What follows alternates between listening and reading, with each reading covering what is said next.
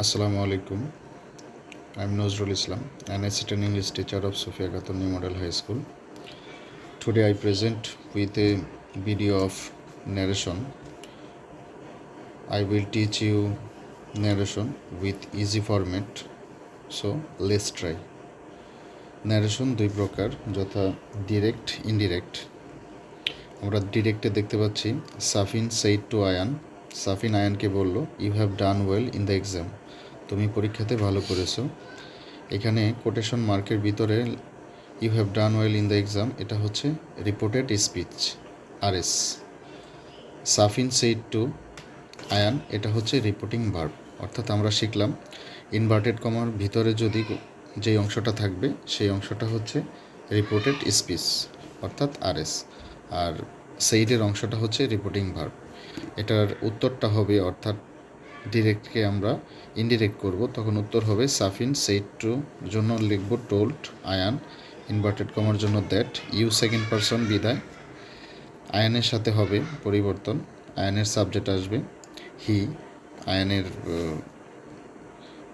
প্রথম লেটার আমরা এ ব্যবহার করেছি, হ্যাভের জন্য হ্যাড লিখব, ডান ওয়েল ইন দ্য এক্সাম। আমরা ডিরেক্ট থেকে ইনডিরেক্ট করে ফেললাম। এই পর্যায়ে পার্সন পরিবর্তন শিখব। আমরা জানি ফার্স্ট পারসন আই উই।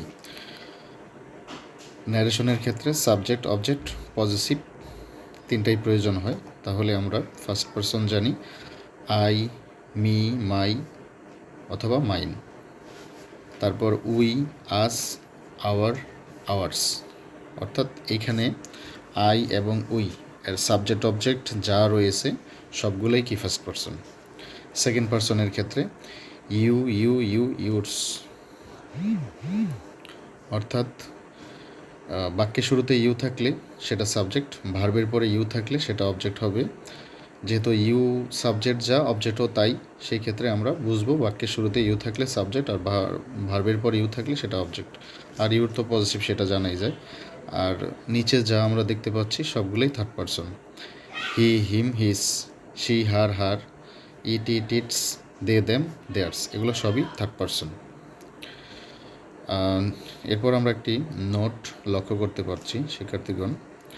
এখানে লেখা রয়েছে রিপোর্টেড স্পিচের ফার্স্ট পারসন রিপোর্টিং ভার্বের সাবজেক্টের সাথে পরিবর্তন হবে, আর রিপোর্টেড স্পিচের সেকেন্ড পারসন রিপোর্টিং ভার্বের অবজেক্টের সাথে পরিবর্তন হবে, আর রিপোর্টেড স্পিচের থার্ড পারসন কোনো পরিবর্তন হবে না, যা থাকবে তাই হবে।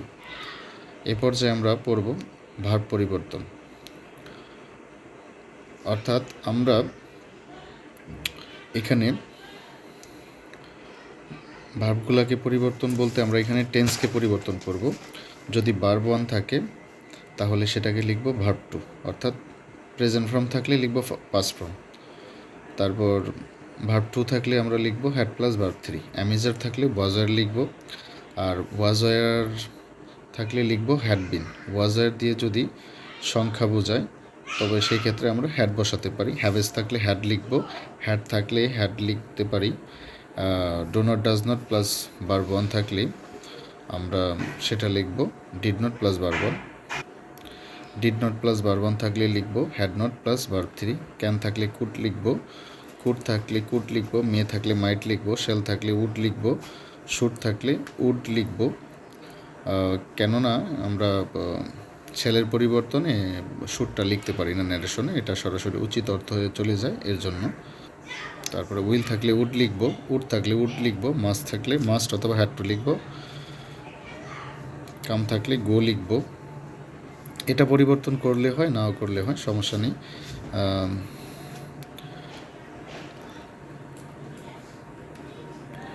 ধন্যবাদ শিক্ষার্থীগণ। এরকম আরও অসংখ্য